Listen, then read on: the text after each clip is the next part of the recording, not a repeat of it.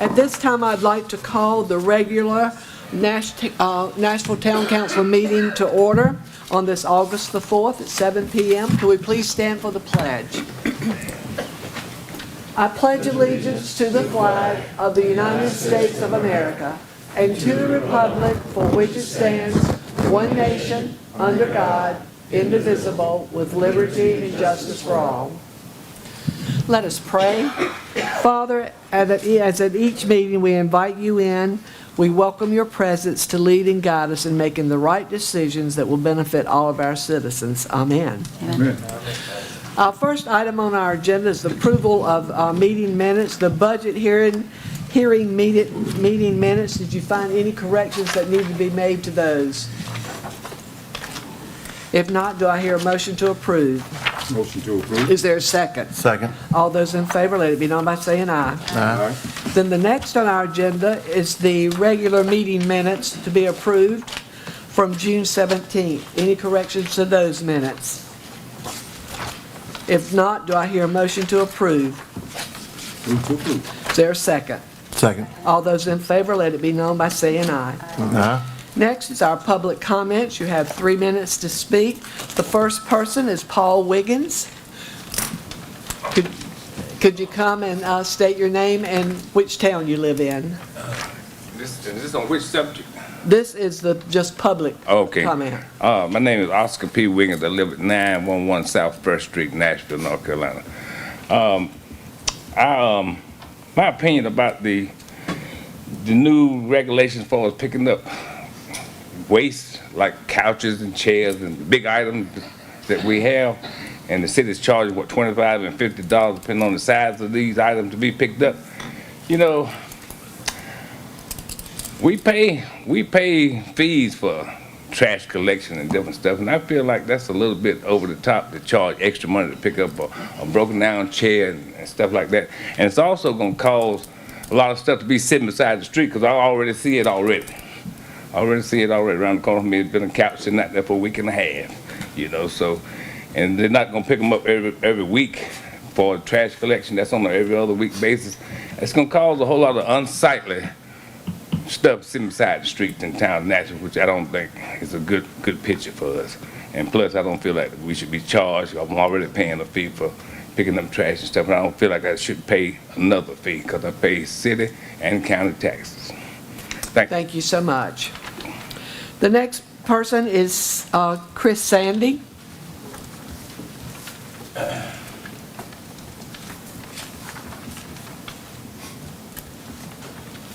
Hello, I'm Chris Sandy, on Build Right Supply on 720 South Body Street. This is just kind of part one, part two will be later.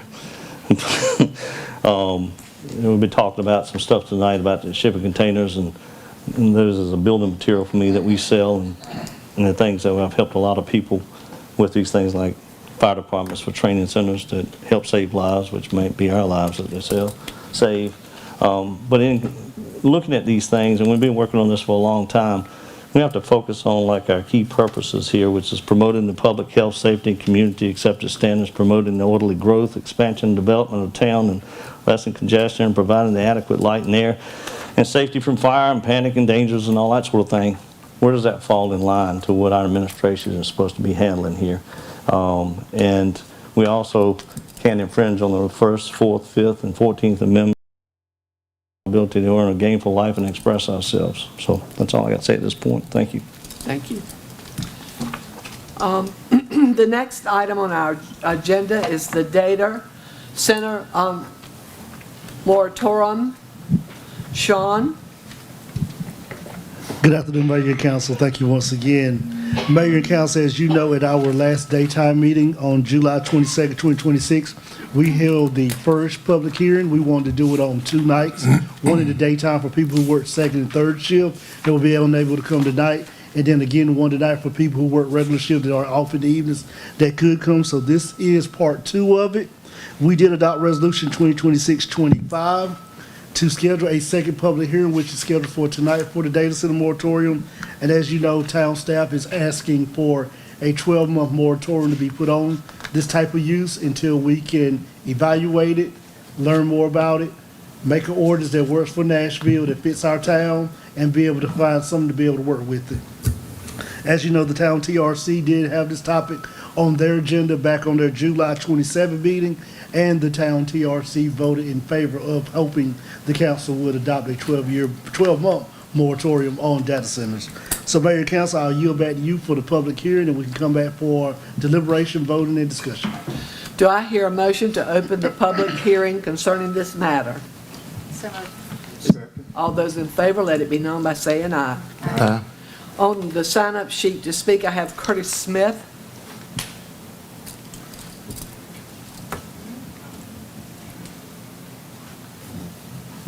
Good evening. Good evening. Thank you for letting me speak again on the data centers. Detrimental effect on not only Nashville, but the entire county with the water usage we spoke about earlier. 300,000 to 500,000 gallons per day used with most of your smaller data centers. Edgecombe County just stopped the one they were trying to build in Kingsborough. Called a personal friend of mine over there today, and in the town meeting, they were going to use 2 million gallons of water a day. Some of the larger ones out west are using 5 million gallons a day. This has been reported on NBC and ABC News. We see a lot of usage of the data centers and the main reason, and they're not telling the actual truth of what they're used for, is to track everything you do, every text message you've sent, every phone call you've made, every email search you've done, every email, every Google search is compiled in these data centers. And this is what they're using to train AI and the AI robots. Peter Thiel was recorded last week saying, it is time to end freedom and democracy. Then he fled to Argentina. He's a part owner of Palantir who works with the federal government and intelligence agencies. Sam Altman said, who was building the new robot force, has stated in his mission statement that 1,000 human deaths are acceptable to train AI robots. This is very seriously. And the main reason I've spoken against this is in ancient history, in the Mediterranean, the Middle East, a gentleman started out to plant an olive garden. He doesn't plant it for himself, he plants it for his grandchildren. We're standing here to fight against this because for these generations that come behind us, these are used, the flock cameras, I mean, it's all over the news. People are cutting them down everywhere. Garrett Langley, who was supposedly the inventor and owner of flock, he didn't. It was an American intelligence and Israeli intelligence invention. He was put at the head of it. He's laughed about all the false arrests around the nation with flock cameras. They're 71% wrong of the time on license plate reading. So I was losing my train of thought. This is a serious issue. We had a gentleman in Charlotte that was falsely arrested for a car theft in Florida while he was at work in Charlotte. They kept him in jail for 3 months. He lost his house. He lost custody of 2 of his children, lost his job. And they laughed about it. They said, well, mistakes are going to happen. We have to ban this mainly because of the water usage and the pollution. A small facility will usually on average use 28 diesel generators. And anyone familiar with a diesel generator, they run wide open when they crank up. You can find videos of the noise all over YouTube, the internet, of how bad it is and the vibrations and the frequencies coming from these machines that is very detrimental to our health. We talked about Loudoun County, Virginia, 200 data centers in Loudoun County. They're getting ready to build another one in Prince William, and also Henrico. They're having serious troubles with electrical grid. They have asked all the public schools during the day to cut off their lights because the data centers take priority over the children. If some of you may remember last week when our lights blinked through the county, that was from Boston all the way to Miami. It was caused in Loudoun County. That's all I got to say. Thank you. Appreciate you letting me speak. Thank you, Curtis. The next person that has signed up is Joe Hester.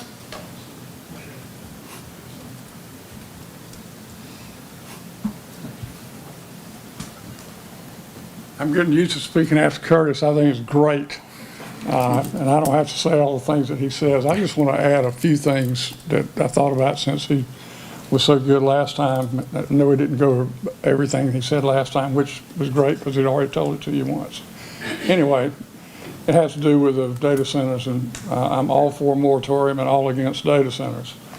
And of course, the pollution, water, air, heat, noise, power use, all that. He discussed most of that last time. I'd like to emphasize the water issue though first. I talked about the residential development that we have in western part of Nash County, the extension of the water lines to northern Nash County. We got to have water for those folks. And in addition to that, all the businesses and other entities that grow up around all these new people in Nash County, we've got to have water for them. We don't have the water for data centers. And speaking of water, if they use evaporation, Curtis talked about this, you lose 80% of your water. The 20% that you don't lose is polluted because they use what they call biocides, which are just chemical insecticides, to prevent growth in the on the servers while they're running and all that heat inside the, in effect, a big warehouse. So the water that's left contains toxic chemicals, biocides, heavy metals, and that has to be treated somehow. Same thing for the air pollution that comes from the data center itself. It has all of those things in it, and it has to be treated. Either you treat it or the public has to deal with it. So those just in addition to what he said the other night. And it's interesting to me that while we're talking about all these problems, Curtis is talking about them, I underline everything Curtis says, and while he's talking about them, what does the data center people do? You would think they'd be out doing some research and spending some money to ameliorate these negatives that data centers across the country have. Instead, what are they doing? They're paying $400,000 in North Carolina to run a PR campaign, I guess to try to change Curtis's mind. They can't.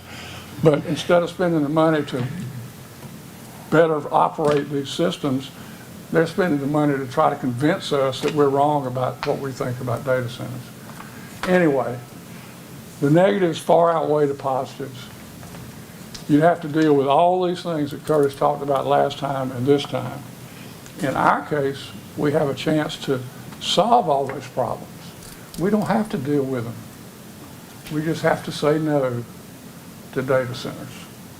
Thank you. And once again, thank you, Curtis. Thank you. Thank you, Judge. Is there anyone else that would like to speak to this, the data center issue? No, I don't. If not, do I hear a motion to close this public hearing? Move to close. Is there a second? All those in favor, let it be known by saying aye. Aye. With no other discussion, do I hear a motion that we amend with development standards for such land users and facilities and adopt ordinance 2026-23? Go ahead. I make that motion. Is there a second? Second. All those in favor, let it be known by saying aye. Aye. Motion carries. The next item on our agenda is shipping container ordinance. Sean? Thank you once again, Mayor and Council. Mayor and Council, as you know, over the past year and a half, we have been working very diligently on writing and crafting a ordinance for the allowance of shipping containers in residential and non-residential districts to be a better use for the citizens of Nashville. We think that we have a ordinance this time that is very suitable for addressing those matters. For the sake of time, Mayor, I can go through the entire ordinance, or either we can go through highlighted areas. The council, you just tell me which way the council would like for me to proceed. Just to highlight those main Okay. areas. If you turn to page 49 in your packet, we'll go through the presented ordinance, and then at the end, we'll go with the planning board recommended to the council. And the public hearing after that. Right. If you turn to page 49 in your packet, we are defining shipping storage containers and shipping containers. And we are saying a shipping containers are typically made of metal, 20 feet or 40 feet in length, comprised of 106 square feet in area or greater, and enclosed on all sides. We are defining what a shipping container sell or lease business is. A business or establishment in which shipping containers are sold or leased, where shipping container units are located as inventory or for display purposes. And we're also defining what a storage container is. A storage container is a container or construction staging compressing less than 160 square feet in area, enclosed on all sides. Examples of storage containers would be your pods and your pack rats. If you go to section 2, we are omitting the table allow use ordinance to allow shipping, storage container sales and lease as a permitted use in the I-1 light industrial, I-2 heavy industrial district. Section 3, we are putting out standards for ordinances for storage containers in residential land use. Number 1, a storage container may be placed, located, or stored and used in a residential use zoning district as an accessory use for a temporary period not to exceed 60 days. Number 2, a storage container shall meet all applicable front, rear, side yard setbacks by those applicable to accessory structures for the district where the storage container is located, provided, however, a storage container located on or within a permit driveway serving the residents may encroach upon otherwise required setbacks. Sean, can Yes, I stop ma'am. you for a second? You don't. If I have proposed changes, do I present those now or after the public hearing? I would say this presented now as we go to the public hearing, Okay. so they can discuss it during the public hearing. Okay, So you want to go back to number 1? I do have a suggestion for number 1, yes. Yes, please. So we want to prevent a situation where someone has the 60 days with their storage container, they take it off for a day, bring another one on, and say, oh, one was a pack rat, one was a pod, and so all of a sudden you have one permanently there. So my suggested language would be, a storage container may be placed, located, stored, and used in a residential use zoning district as an accessory use only for a temporary period not to exceed 60 calendar days. The cumulative placement of one or more storage containers on the same parcel for more than 60 calendar days within any 12-month period shall constitute a violation of this subsection, regardless of whether the storage containers are different brands, manufacturers, owners, or units. Okay. Let me make a note of that on my end. If we pick back up on number 3 in section 3, a storage container shall be oriented perpendicular to the public-private street for ease of access and removal. A storage container shall be located on an improved surface, asphalt, concrete, gravel, and shall not be placed on grass or other unimproved properties. No storage container shall be installed, stored, or placed on a vacant or otherwise undeveloped property unless permitted in accordance with the subsections. Number 6, a storage container shall be installed, stored, or placed no storage container shall be installed, stored, or placed for display or marketing purposes on residential zone properties. Number 7, no storage container shall exceed 159 square feet in area. Number 9, subject to the exemption contained in subsection 9, hereof, any storage container must be removed within 60 days from the date of its installation, placement, or location.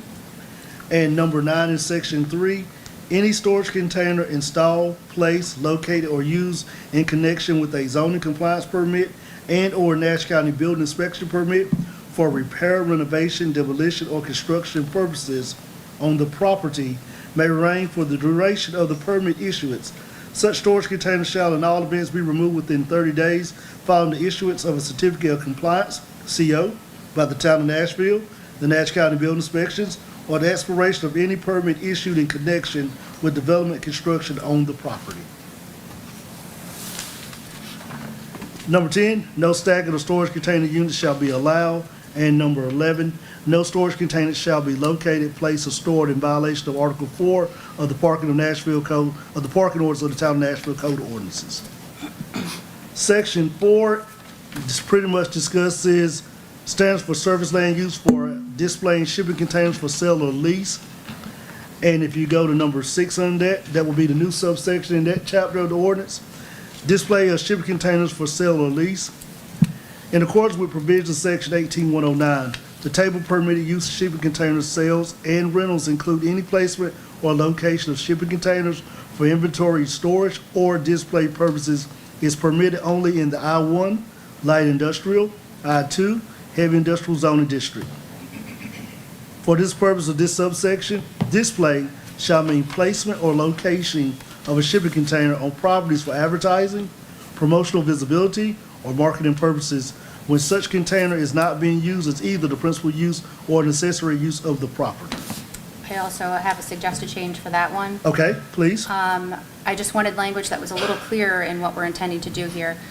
So my language would be the placement, location, storage, inventory, or display of shipping containers or storage containers offered for sale or lease is permitted only in the I-1 light industrial and I-2 heavy industrial zoning districts.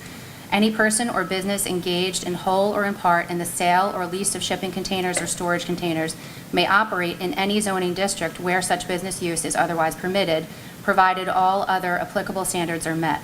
However, no shipping container or storage container that is owned, leased, or controlled by such person or business, or that is held as inventory, offered for sale or lease, used for display, demonstration, or advertising, may be placed, located, stored, displayed, or maintained outside of I-1 or I-2 zoning districts. This subsection shall not prohibit the lawful use of a shipping container or storage container as an accessory use where expressly permitted elsewhere in this ordinance. Okay, let's make a note of that. If we move down, shipping container sales and lease and emplacement location and storage of a shipping container is also subject to the following additional standards and requirements. Issuance of a zoning compliance permit consistent with the requirements of this chapter is required for the placement, location, or storage of shipping containers for display, sale, or rental. Shipping container units shall not be stacked. No shipping container unit shall be placed, located, or stored within 25 feet of a property line. Shipping containers must be located, displayed on an approved surface, asphalt, gravel, or concrete. And E, shipping containers shall not be located or require parking areas, drive lanes, or require loading berths associated with the principal land use of the property where such are located. No container may be located in violation of Article 4, the Parking Code of the Town of Nashville ordinances. In Section 5, you will see we'll be adding a new section, which will be subsection S. There will be standards for land uses for accessory use structures and facilities in non-residential zoning districts, i.e. commercial. The following standards and requirements shall apply with respects to the location and placement, that's on 51, turn to 52. Installation and all use of all accessory use structures, temporary or permanent in non-residential zoning districts. All accessory uses, number 1, all accessory uses and structures shall be located on the same lot as a principal use of structure and not be located with any street right-of-way. The use of any accessory structure or facility must be clearly subordinate in size and scale to the principal use of the property and devoted to use customary, incidental to, and for the benefit and convenience of the principal structure in use. Number 2 in that section, any accessory use structure shall be located in the side or rear lot areas and shall be located behind the front building line of the principal structure, provided, however, parcels over 2 acres in size may have one accessory structure in front of the principal structure so long as all setbacks applicable to the district are maintained. I have a suggested change for that one as well. Yes, ma'am, Councilwoman? So I don't think it matters whether it's a half acre or 2 acres. If there's a property that's close to a street, that's very visible to everybody, I would rather not have an accessory structure in front of that principal structure. I'd rather just keep them all to the side or behind, regardless of acreage, So we like to do a straight through at the part after the Congress is provided provided? they're maintained. Okay.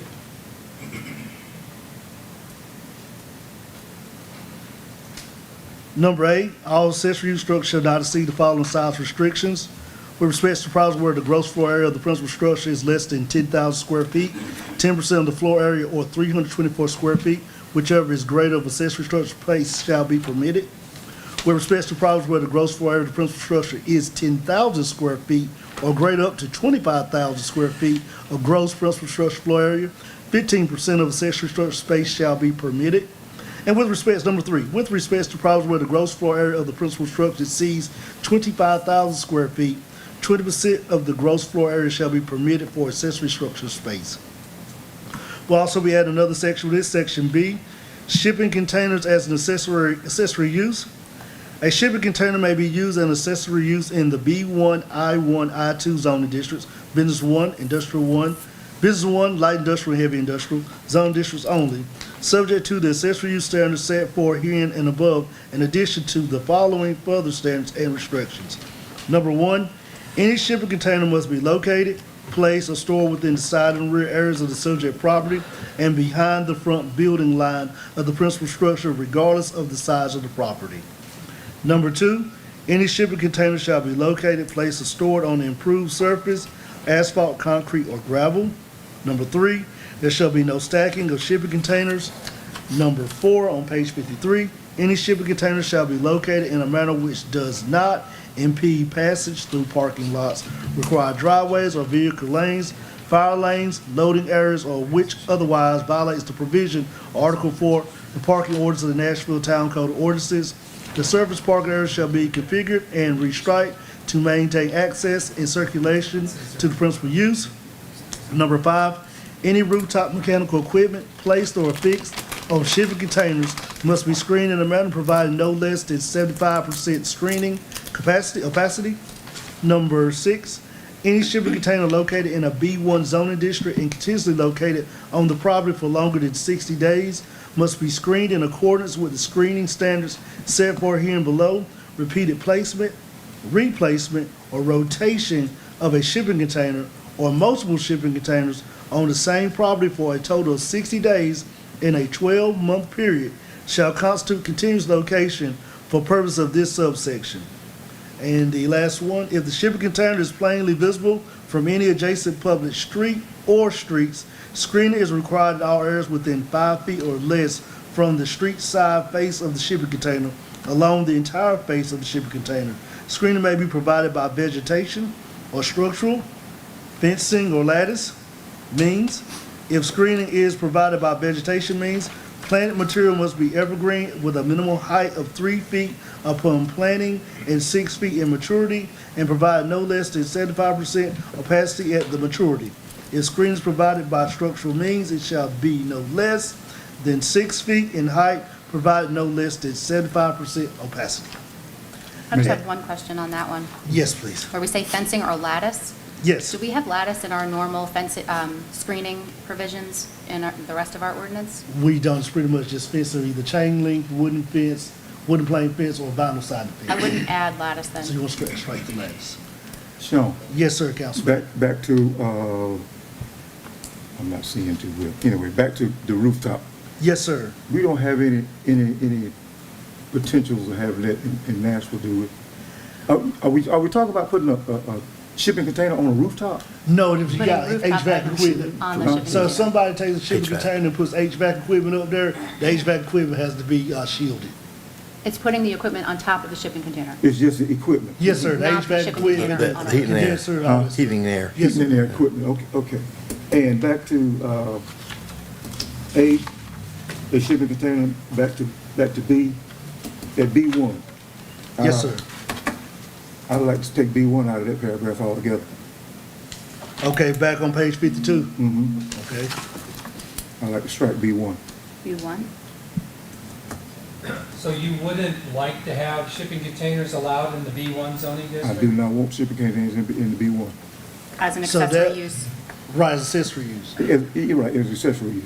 that's screened behind. And to the side and rear of the building.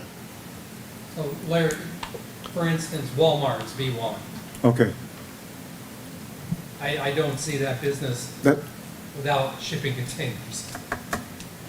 I think as long as it's And I screened, must admit, I don't either. Okay. But, long as it's screened, nobody can. Right. Now, The way we're not, Walmart and is. probably what you think is B2, which is downtown Main Street. So, yeah, we're not allowed to B2 That's what- that's downtown what- Main that's Street. what I'm referring That's to. what you're thinking, yes, sir. I just want clarification for myself. Yes, sir, that's no problem. All right, okay. Mayor and council, if you don't mind, I would like to read the recommendations that were brought by the planning board during their meetings. Mayor, if you don't mind. The planning board of the town of Nashville did meet on June 23rd, 2026 at 7 p.m. to receive public comment and consider the proposed testament for shipping containers. Following discussion, the planning board voted to recommend approval of amending the proposed ordinance with the following modification recommendations to be presented to the town council this evening. Increase the maximum permitted size for accessory shipping containers from 144 square feet to 160, which we did. 160 is a shipping container, 159 and below is storage container.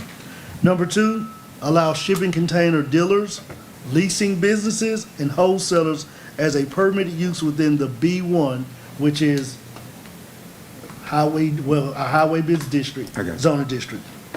Number 3, permit shipping container use for display by approving Permitting shipping containers are used for display, lease, or sale by approving shipping container dealers within B1 zone district to be located within the front yard setback, providing the containers not located no more than 25 feet from the front property line. So what they were saying was letting the dealer have a shipping container dealership business in B1 and letting them have shipping containers in the front yard also for display purposes. And number 4, increase the allowed number of shipping containers in the I1, I2 zone district by permitting up to 10 shipping containers on lots containing a minimum of 4,000 square feet, with additional shipping container permitted every additional 500 square feet, which we did address that also, because that was addressed in your page 52, where we talk about with respect to properties, how much shipping container capacity you can have. Those were recommended by the planning board on the June 23rd meeting, Mayor, and I will read one more recommendation, and then I will yield back to you, Mayor, for the public hearing portion. On July 27, 2026, the Town TRC, Technical Review Committee, reviewed the proposed ordinance with the updates that were provided by the planning board's recommendation and made the following comments and statements. I'm speaking on behalf of the TRC tonight. The TRC respectfully oppose the planning board's recommendations to allow shipping container dealers, sellers, or leasing business to display shipping containers within the front yard of the property. The TRC primary concern is that such display would have a negative impact on the town's overall appearance and community character, particularly within the B1 zoning district, where many properties are located along high visible commercial corridors. Due to shipping container size, industrial appearances, and the potential number of containers that could be displayed in front yard display will likely create visual clutter and detract from the established aesthetic characters of the surrounding areas. Allowing retired shipping containers to be prominently displayed between the principal building and the public street could also make it more difficult to maintain consistency and harmony among commercial properties throughout the town. The TRC, Technical Review Committee, believes that shipping container displays should be located to the side or rear of the principal building and appropriately screened from public right-of-ways and adjoining properties. For this reason, the TRC recommends that shipping containers dealers, sellers, and leasing businesses not be permitted to display shipping containers within the front yard of property or in the B1 district. Mayor and council, that is the proposed ordinance. That is the recommendations brought to you by the planning board from their meeting on June 23rd, 2026. And that is also recommendations brought to you by the Town Technical Review Committee that review other things from their meeting on July 27, 2026. Mayor and council, I think that is enough hearing from me this evening. So if you don't mind, Mayor, I will yield back to you for the opening of the public hearing and hearing from the citizens of Nashville. Council, before we go to the public hearing, do any of you have any comments? I have one last question. Just regarding the screening, Yes, we ma'am. have in our ordinance in other places certain levels of like Right. screening buffers or buffer Type screenings. A, however- Type B, right. Type C, Would correct. it be simpler to just require a certain, because that's already spelled out. I just It don't want to is. reinvent the wheel. Like, It is. does this match one of those, or? It doesn't match because our type A, Type B, Type C. Type A is the most intensive one. If you got industrial side residential, heavier vegetational buffer. Type B is a little bit more relaxed. Of course, Type C is the more looser one. So it doesn't address if you want to do fences. Now for vegetation, if you want to add in a Type B buffer or a Type A buffer, it'll be up to the council. But it will be more spelled out, as you were saying, Councilwoman, that you could go into town's definitions and say, okay, this is the spacing and this is how it needs to be done. It's already established by the town. What does A say? A is the most intense one. So A would be if you had industrial beside residential. Kind of like how where our business park sits set with the neighborhood behind it, majority of them have to follow a Type A buffer. And do you know off the top of your head what? It is more heavy on trees that have to grow with a higher maturity rate. Okay. But this is 75%, so it's more than that, or it's the same, It'll or? be right at about that. Type B will be a step under 75. I would suggest if it was me, probably either a Type B. Because Type B is what you get when you got more like residential to office use. Does type B match what we have here, but you think it's less than 75? Can we pull that up? Are we able to pull that up? Because we'd like to see that, if you wouldn't mind.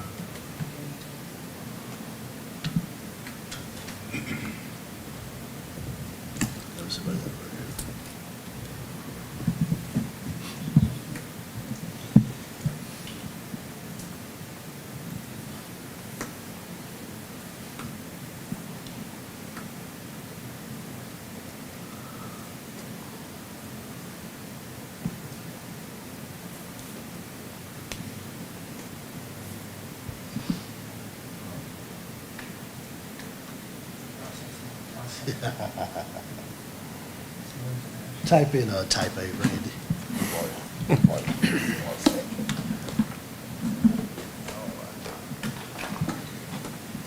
And where's it on here, Kate, the Oh, page? it's 53, the final paragraph in red. Okay. So a type A buffer is intended to provide very dense site barrier to significant separate use in land use districts. Is intended to reduce destructive lighting and noise from adjacent properties. Your type B is the medium density screen, which is intended to create a visual separation between uses and land uses. And let's see if we can get into But this talks about like percentages and heights. It doesn't talk about any of that on I that? think he's got So it. if you look at your chart right here in Oh. table 1 in our zoning ordinance, type A is what you mainly, Yeah, that's that navigation screen. so if you look at your type A, like we said, if you got industrial besides single family, you do a type A, that's a heavy buffer. If you got multifamily beside industrial, you would look at B. And if you got commercial, of course, it's C because it's commercial to commercial. So A could fit it, because like we said, type A, one canopy tree every 40 feet, one understory tree every 20 feet, one shrub every 10 feet, with the average width of 20 feet, with the minimum width of 15 feet, and a maximum width of 40 feet, or completely consisting of fencing, wall, or planting with a width of 10 feet, completely and defined as having no horizontal opening from the ground to the height of 6 feet within a 2-year planting. Type B, one tree every 25 feet, one shrub every 10 feet with a width of 15 feet. So you can see A is a little bit more, But they're very different than what And this I, is. and I don't think either one fits. Yeah, I think we'd leave it alone because it's Okay. just totally different. yes, sir. So just keep In my what we got it now Yeah. with the 75%? Okay, Just strike the lattice. and just straight through lattice, gotcha. Any other comment from anyone? Thank you, Randy. If not, do I hear a motion for us to go to an open hearing concerning shipping container ordinance? Move to go into public hearing for shipping containers. Is there a second? Second. All in favor, let it be known by saying aye. Uh-huh. The first one to speak is James, I'm sorry, I can't remember your last name. Lynch. Lynch, yeah, thanks.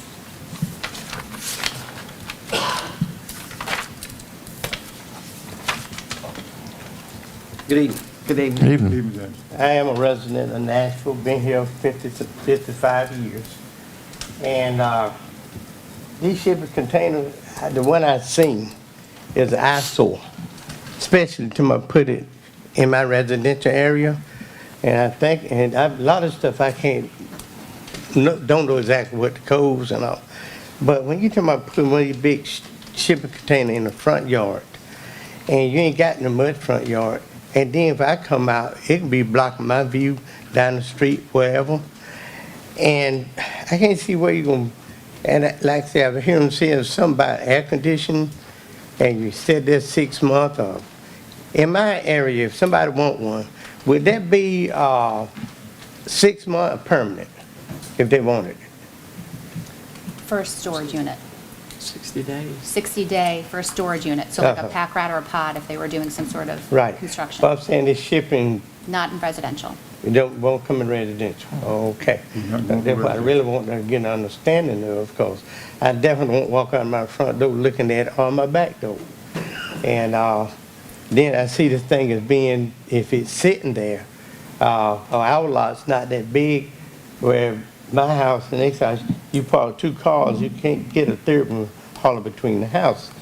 And this thing be there and have a fire, could it keep the fire trucks from getting back and fighting a fire? You know, I don't want to be a danger to me, and I don't want to eyesore.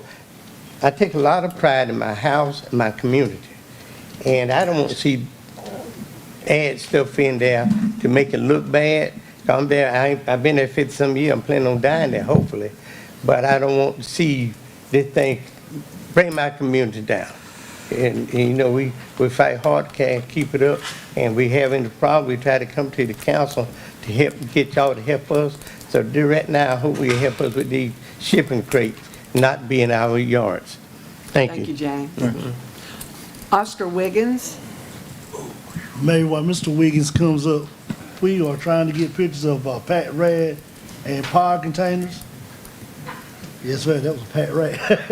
This is the Pat Rad right here container that will be allowed in residential for the citizens of Wilson, not what you just saw, the rat. And this is the pod, what pods are, what we say will be allowed in residential, smaller ones in residential. For temporary For use. temporary use. Temporary use. Thank you, Mr. Wiggins, for that. Temporary. Oscar Wiggins, 911 South First Street, Nashville, North Carolina. I came down here to protest the containers, but in view of seeing some of the changed regulations and all, you know, my view has changed slightly, because I just want to make sure that it didn't want to allow it to be in residential areas. I still have a concern about adjacent residential areas versus commercial.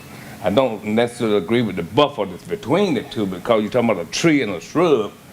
How long that gonna take to hide it from it? It ain't long enough. I want something to put up there that's gonna block my view from it from day one, where I can't see through it nor over it. So I do want to make sure that those stipulations between residential and commercial are upheld.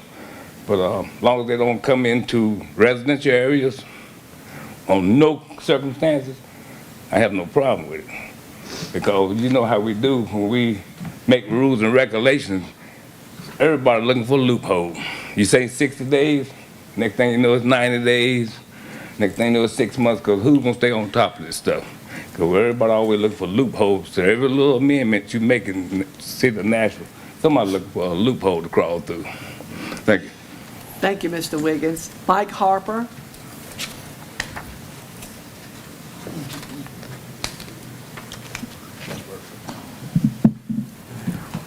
Yeah. My name is Mike Harper. I run Harper's Garden in Stone Center right outside of Nashville. I'm not actually in the city limits of Nashville. I'm in the planning zone, I would say. But anyway, I've gotten 3 letters about shipping containers that I had on my property, about having them, I think, removed or whatever. I actually was going to start selling shipping containers, and I had put a sign on one of them pretty much, and I was told to take the sign down, which I did. And everything would probably be okay, but I've also got 2 more letters, and I'm just trying to figure out, you know, what's going on with it. When you go back 50 years ago, we had shipping containers then. You know, that's what we use for storage. There's a lot of good reasons for using those in my type business, which is agriculture. You know, mice, things like that, bugs can't get in these containers. They won't get into my grass seed, they won't get into corn, they won't get into anything like that. Where if you put them in a regular building, like a big metal building or something, you know, rats, mice, insects, I mean, it doesn't take but a little while and they've just taken it over and messed up all the product. If I've got product that is maybe cloth or paper or what have you, I can put it in a shipping container. I mean, I don't have to worry about it. I don't have any problems with it. I've been using them for 40-some years. And, you know, I like to continue to use them. And to be honest with you, if you rode by my place and look at the shipping container that I got the thing on, I mean, it's painted, it looks nice, it's not an eyesore. I mean, it looks as good as half the garages in Nash County and in a lot of areas. So, I mean, you know, it's not like it's an eyesore that it, you know, I don't want the place to look terrible. I want it to look nice, and we do a lot of stuff trying to, you know, clean up all the time, make sure this is right. We worked for the last week cleaning up around the place. So we want to make everything, you know, look nice, but, you know, there is a use for these things. You understand what I'm saying? In the right circumstances, and I would agree with that. And that's pretty much all I've got to say. I'm just trying to figure out what I've got to do, and I can't hear very good, so a lot of stuff I heard a while ago, I just went, you know, so. But I just, you know, they said I was out of ordinance, and I was just trying to figure out what I got to do to get back into ordinance, that's all. Thank you, Mike, and I'm sure Sean will be willing to help you. Okay. Thank just you. contacting him one-on-one. All right. All Okay, thank you, Mike. right, thank you. Thank you. Christopher Sandy.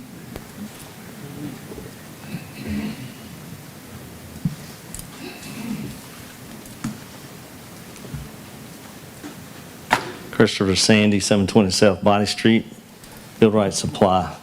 We've been dealing with this for about a year and a half now. And I was looking at the synopsis of the story that was in the agenda of the history of what has gone on leading up to us being at this point. And it sounded pretty eloquent, but there was several things missing in this. One hint was from Harper's Nursery is that my business and other businesses selling shipping containers for the viable uses and needs that there are have been harassed and used ordinances sent into in violation that doesn't exist and doesn't apply, and it's cost all of us a lot of money. It's threatened our rights from the U.S. Constitution to earn a gainful living, to express ourselves with our own opinions. You know, I've said this many times, you know, some people say, I don't like the way they look. Well, you look at the one that Mr. Harper has, and he's painted a simple coat of paint. It makes it look very pleasant. At one meeting, I brought pictures of so many accessory buildings around within a quarter mile of my establishment that are in disarray, have been in disarray. It's going to cost thousands of dollars to fix them, but nothing's ever been addressed with those. I've also said many times, I personally am not a fan of stucco houses. I sell stucco, but that's people expressing, they like stucco. This is just a building material. And whatever people want to use them for, there's a great need for it, just like, especially in the business community. Centerville Fire Department, I helped them build a training center. So that they can train to save lives, and those lives that they save might be your own. And so anyhow, I'm very disturbed by this because in the past year and a half, we have lost $250,000 worth of sales. And the ordinance that was proposed is a little contrary to what the planning board wanted, which we've been back to the planning board 3 or 4 times. Because we didn't get this, didn't get that, because the tail's wagging the dog. Somebody in the minority says that I don't like the way a shipping container lives. And like somebody said on the planning board one time, you're afraid of worms. There's no worms to be afraid of. It's just a building material. And they can be made to used and look very beautiful. Now, if you don't mind, I want to hand you out this. I found over 20 ambiguous or conflicting things in the proposed ordinance that is very contradictory. So.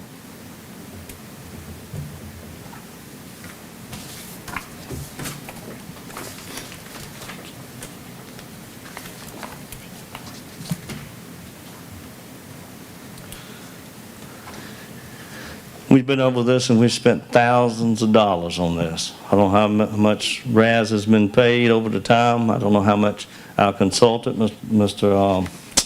Harvey, how much he's been paid. I know I've got almost 200 man hours in this myself, not to mention the city staff working on this, the revisions we did in the beginning. I paid for us to be here today.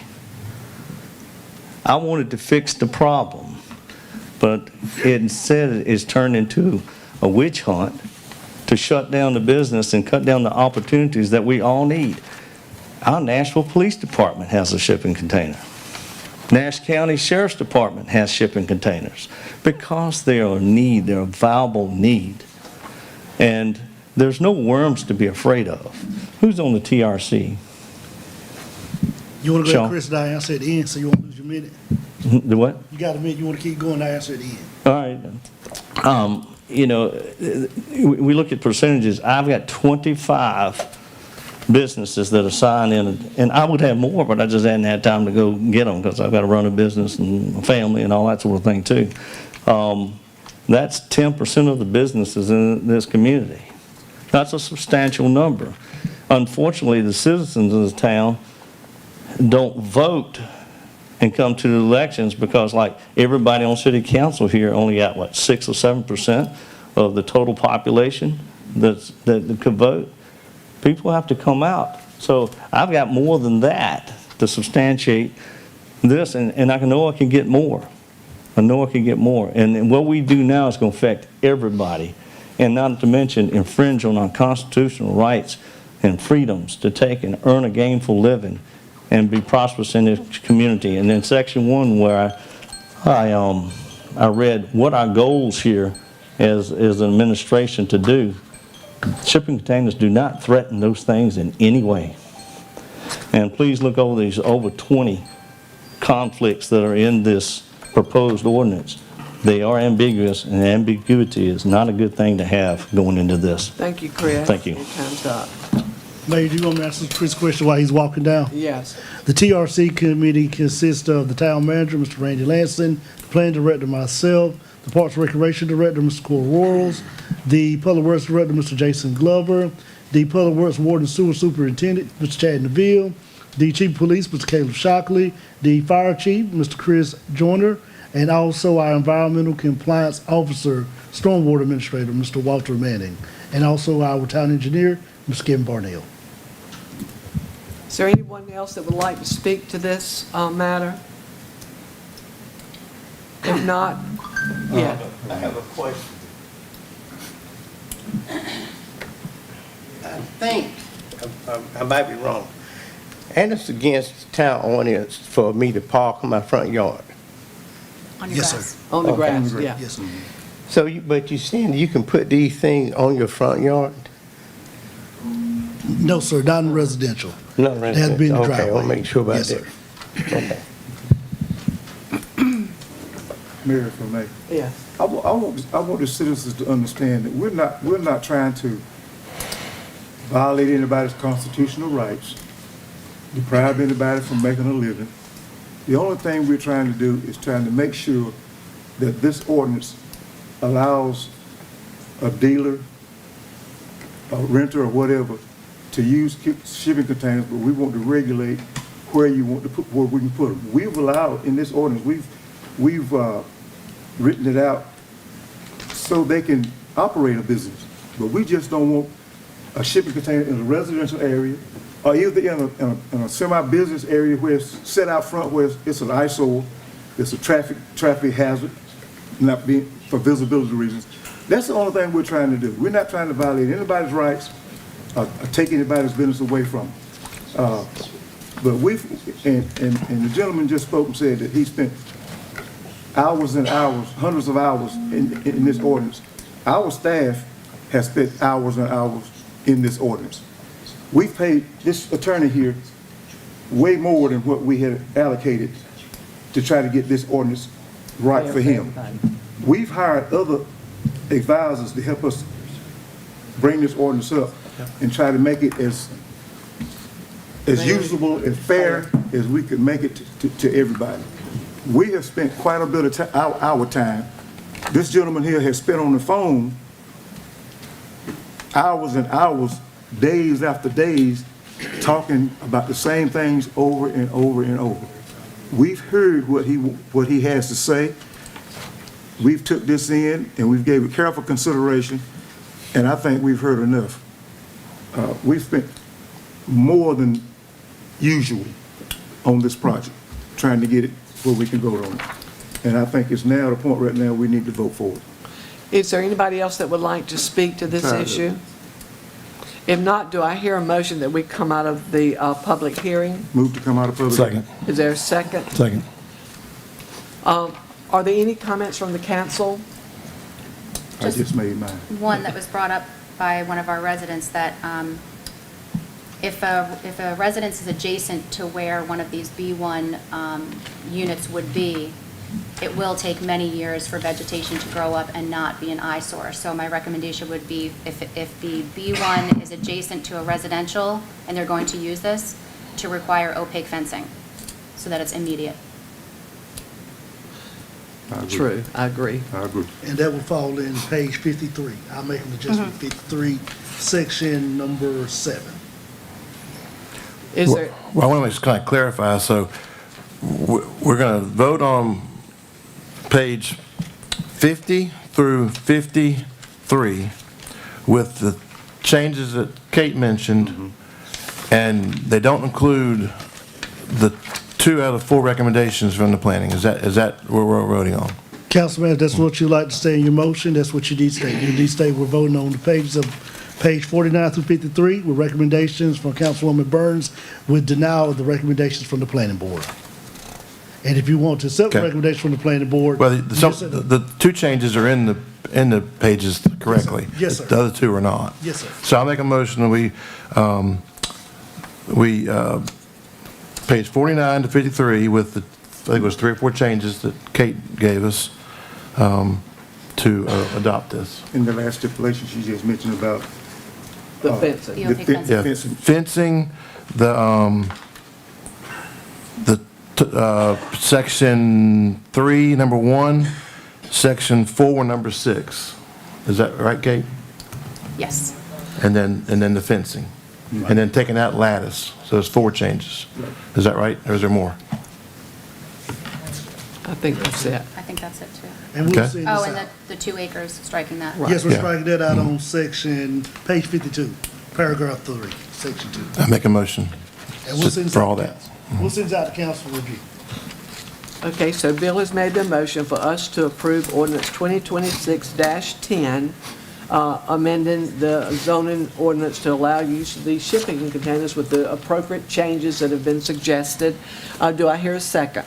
Second. All those in favor, let it be known by saying aye. Aye. Motion carries.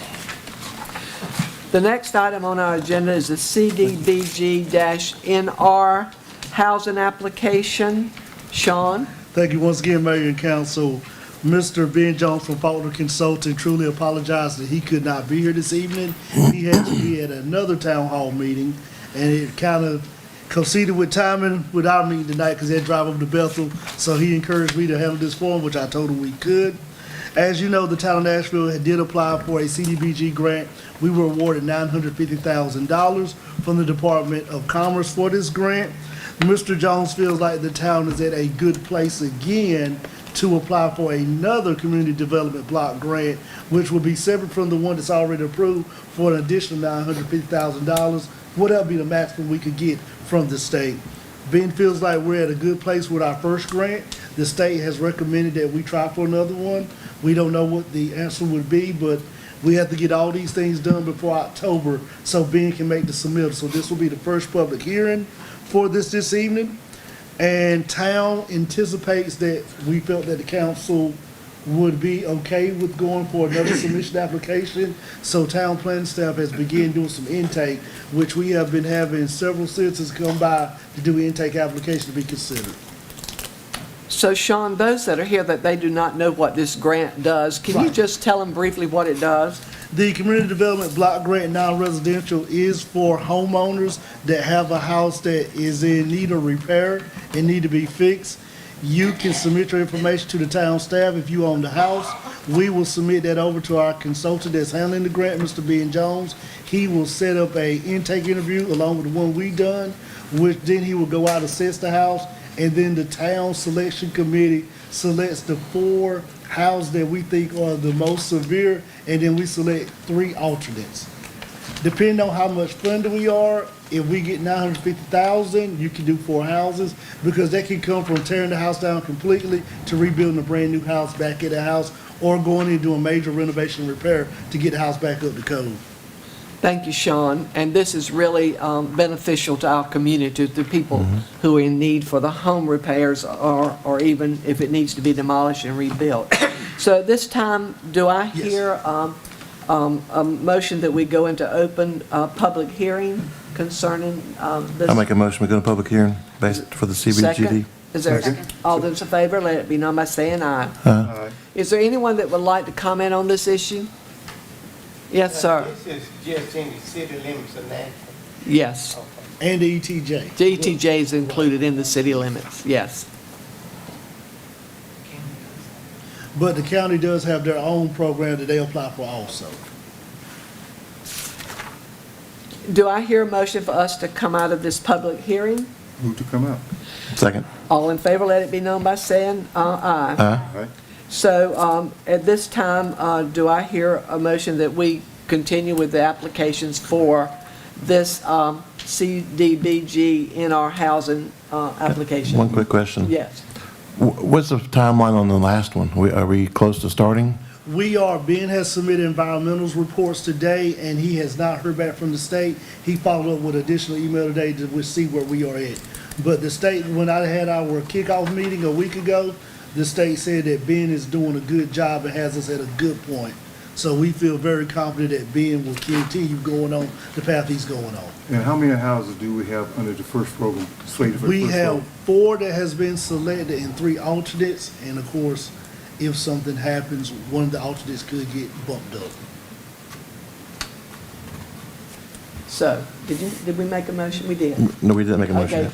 Who would like to make a motion that we do approve and proceed with the grant application to rehabilitate housing in Nashville owned and occupied by low-income homeowners? I make that motion. Is there a second? I'll second. All those in favor, let it be known by saying aye. Aye. Motion carries. Thank you, Sean. Good stuff. The next item on our agenda is a stormwater drainage request. Mayor and council, at the last meeting under speakers from the floor, Mr. Morris Gupton had addressed the council regarding some drainage concerns in his neighborhood. He's had a chance to get together with the town staff, and we put together an agenda report on what his requests are. He's requesting that a pond on his property at 818 East Birchwood Drive be dredged, that a open concrete flume, partially in the right-of-way, partially on his property, that conveys stormwater from land upstream of his, underneath of Birchwood Drive, and ultimately into his pond, be rebuilt as one side of it is caved in, and that another storm sewer culvert in the neighborhood that's under a driveway be cleaned. And I don't know if Morris is here this evening or He not. is, yeah. Morris, if you wouldn't mind.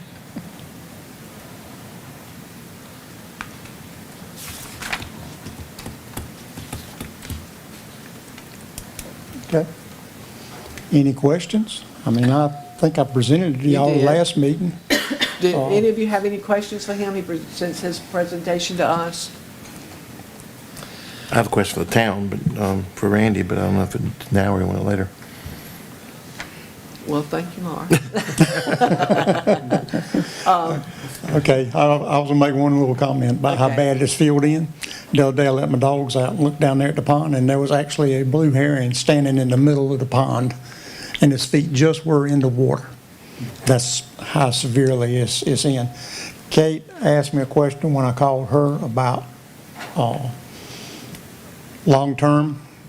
The only thing I thought about, and I thought about it as of today, where the culverts come from Tobert Myers' place, and the cement over there, the town's been over there and had to clean out some dirt since that.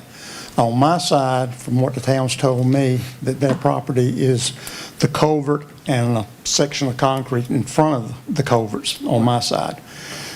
If they might want to put maybe brick across there to stop it, and then maybe the town could come on a regular maintenance and get that out prior to this filling the pond back in again. As far as my part on my side of the street, stuff that's coming down from up the old L&L way, I told y'all I purchased a property next to mine, and I'm clearing trees now. I will probably put a berm there to slow the water down, and have it where I can actually clean that out and keep it nice. I'm planning on that whole area to be filled in. Hopefully, if y'all agree and we move on this and get this pond clean for me, the dirt that comes out of the pond will go on that property to fill it in and make it a nice slope so that I can grass it, maybe put some trees on it and all to stop the erosion. Bill, Okay. what was your question? Thank you, Morris. Thank you. So, you know, if we do this, but, so in the future, so we've already had to take care of Par Drive, we had to take that over, and then this one.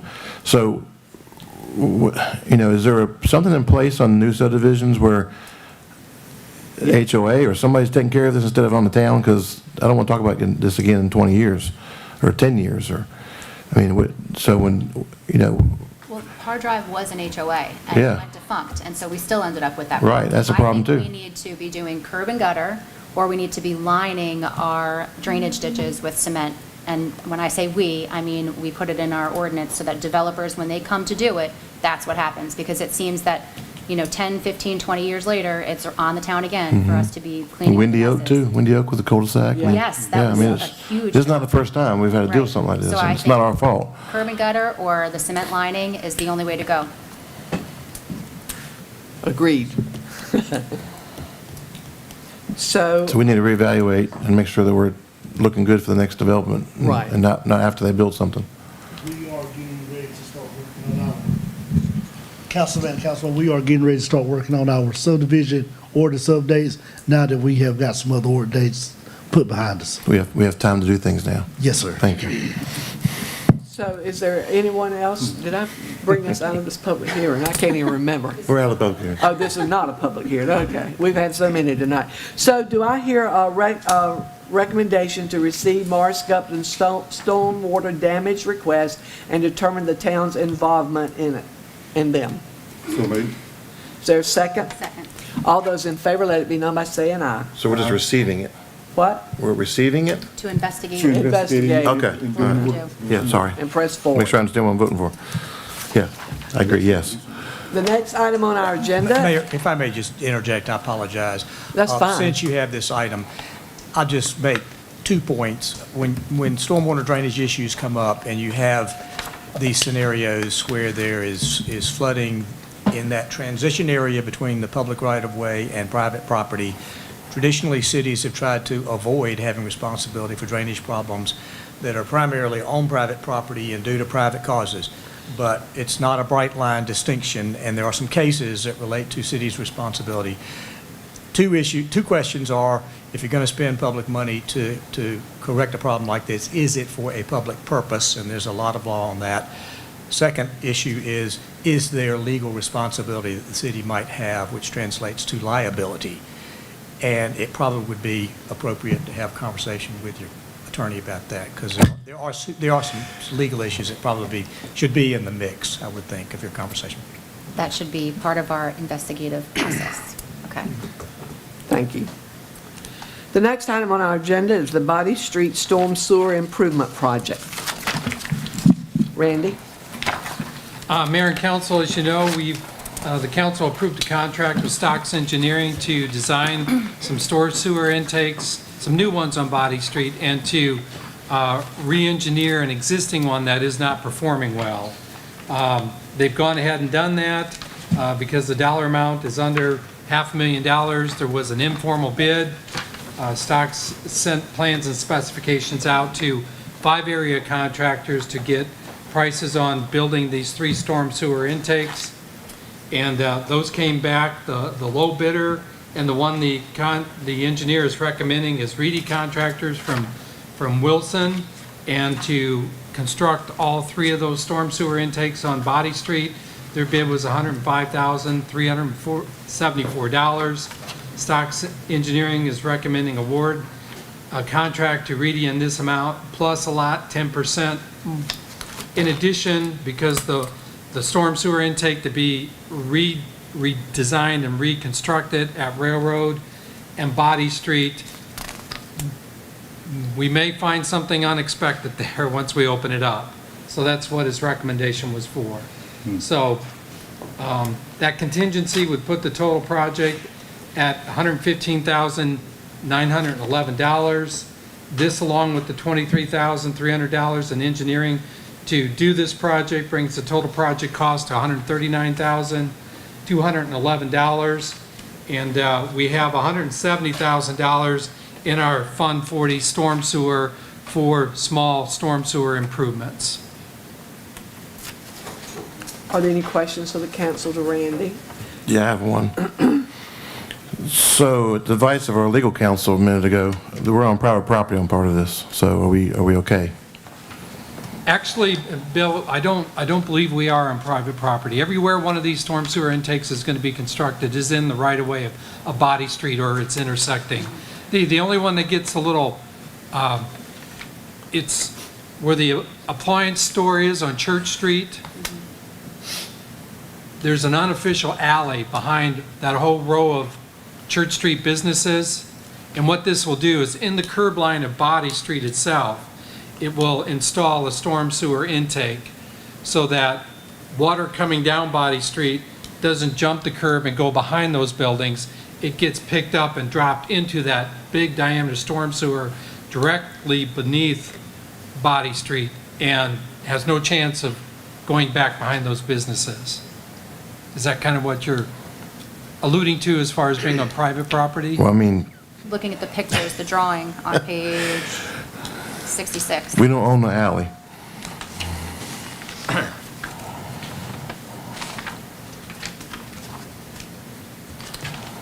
Right, correct. All that work is in the right-of-way of Body Street. Okay. So it's a right-of-way already. Yes. And Randy, you mentioned that once we open this up, we may find something. What are you alluding to? What may we find? Well, that storm sewer intake at Body and Railroad, we know has a sewer line that goes through it already. We're thinking we can reconstruct that storm sewer intake so that the sewer line doesn't go through it anymore. But there's also other drainage lines in there that will have to be shifted and realigned and maybe reconstructed for that all to fit back in and not conflict with each other. So we may get into it where we have to do some moving of the sewer line? A change order of some type, yes, to accommodate something that's existing in the field that isn't totally known. So I understand the Body Street at Railroad, it's going to go under the railroad. Where's the water going to go on the lower end of Body Street, behind the businesses? I don't see where it ends. Does it just end up there behind the old Ward Drug? I can probably show that better on an aerial photo of that area. The engineering drawings don't necessarily show that in detail, but this is the intersection we're talking about here of Church and Body.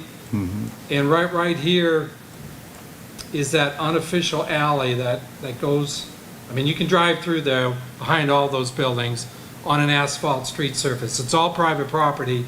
There is a large 48-inch diameter storm sewer that comes down Alston Street, begins at the school property, heads north along Alston Street. Once it gets to that, well, actually, it goes under Alston Street, behind Glasgow's house, in his rear yard. There's a large drainage way through here.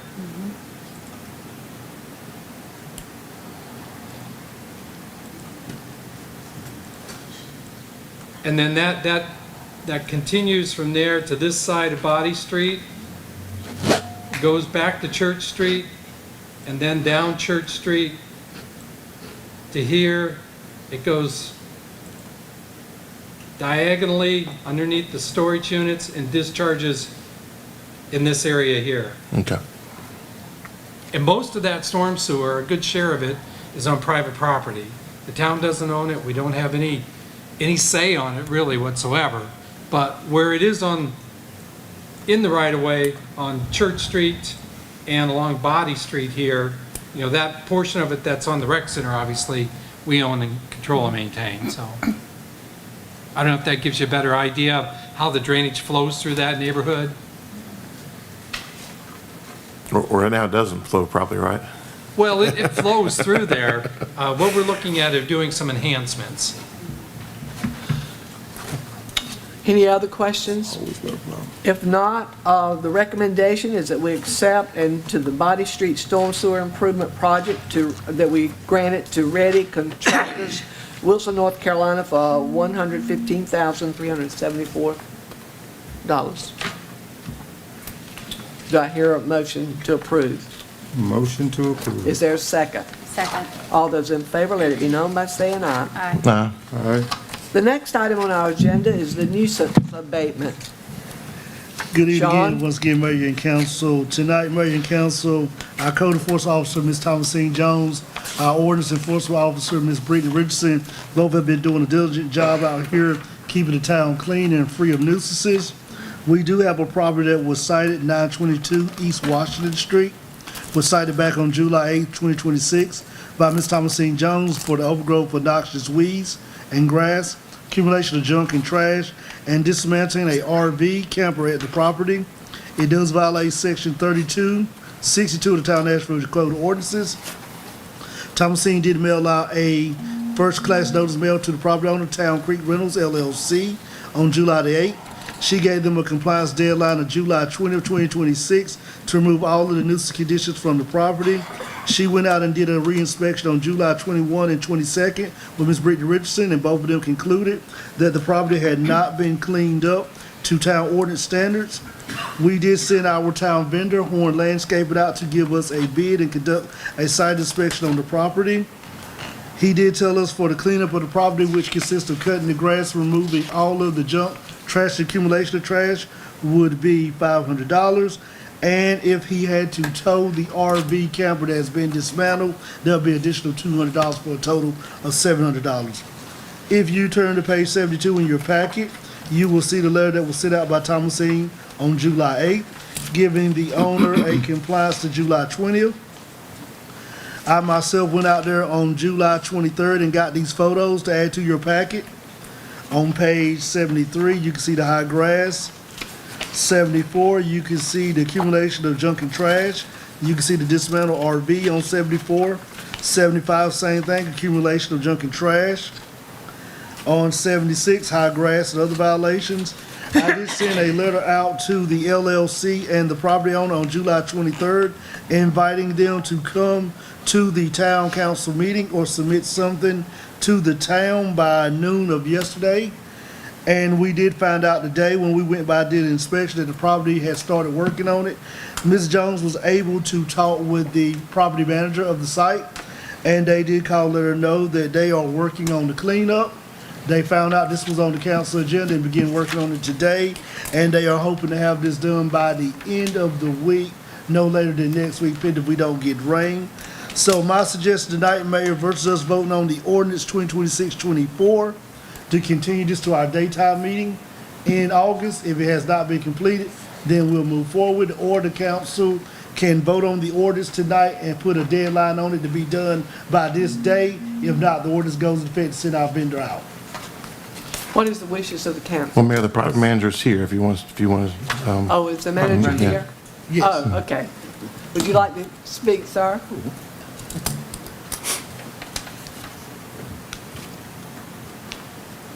Good evening. This came to my attention last week, actually, on Thursday. The owner of the property did not see the letter. We've immediately reached out to the tenant, and he has agreed to vacate the property, also with his belongings and junk that are in the yard. The RV, I believe, has already been removed, and he's already hauled a couple trailers of trash and junk away today, and he will be vacating by the end of the week. Thank you for coming out tonight and Yes, ma'am. sharing that with us. We appreciate it. So what are the wishes of the council? I think we just readdress it at our next council meeting. Okay, do I hear that in the form of a I motion? make that motion. Is there a second? I'll second. All those in favor, let it be known by saying aye. Nah.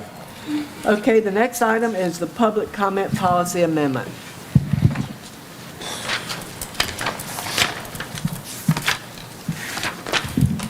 Okay, at the July 22nd Town Council meeting, council members expressed a desire to allow additional speaking time during the public comment portion of the meeting at the discretion of the mayor. I have drafted two revisions for the council's consideration, one that authorizes the mayor to extend speaking time at her discretion, and the second one allows the town council to extend the speaking time by majority vote. The current policy limits speakers to 3 minutes during the public comment period and 5 minutes during the public hearings. However, the policy does not specify who has the authority to grant additional speaking time when circumstances warranted. If the council prefers the majority vote option, the proposed amendment would allow the town council to vote to extend the speaker's allotted time when it believes additional comments from the speaker would be helpful to the council. This approach has several advantages. It ensures the decision is made by the elected governing body rather than one single individual. It helps to avoid the appearance that one person is deciding who receives additional speaking time. It promotes fairness by requiring any extension to be approved in public by a majority vote, and it creates a clear record of the council's decision in the meeting minutes. Neither draft changes the standard 3-minute limit for public comments or 5-minute limit for public hearings. Instead, each proposal simply establishes a clear process for extending the speaker's time when the council determines it's appropriate. Although 2 draft options have been prepared for the council's consideration, staff does not recommend changing the current policy. The 3-minute time limit for public comment is the standard used by most local governments and is considered the best practice. And having a time limit for every speaker helps ensure that everyone is treated fairly and consistently and leads to speakers concise and to the point with their topic. Allowing additional time on a case-by-case basis, whether by the mayor or by vote of the council, may create the perception that some speakers are receiving preferential treatment. The current policy provides all speakers with an equal opportunity to address the council while allowing meetings to be conducted on an orderly and efficient manner. For these reasons, staff recommends maintaining the existing policy without any amendments. And I'd like to say I agree with that, because we say we are here for every citizen. And if I decide I'm going to let James have 5 minutes and let Helen have only 3, then what are they going to assume? We need for every citizen to feel like they are valued by each one of us, and we do that when we stick with the 3 minutes. And, you know, if something comes up and there's an exception, we can adjust to that. We have before. But I don't want to do anything for the people of Nashville not to think we're treating them fairly. But I think that's what's happening right now, is that sometimes we do give additional time to wrap up or whatever it might be, but we don't have that policy. And so we had a situation in our most recent meeting where someone was giving us the facts of the pond and the drainage issues and things like that, and it might have been able to be done in 3 minutes, but it felt like it needed more time, and he ended up leaving without making any formal request, and all we needed was that 1 extra minute to wrap up, you know, say what the request was, or give us more time to ask some questions or whatever it may be. So I don't want anyone to feel like they're being treated differently. I don't want to give preferential treatment, and we don't have to adopt this at all. I just think to have a strict cutoff when all you need is just a little time to wrap up hasn't been... Excuse me, but when you start giving that little time to somebody and not to somebody else, it's going to be taken the wrong way.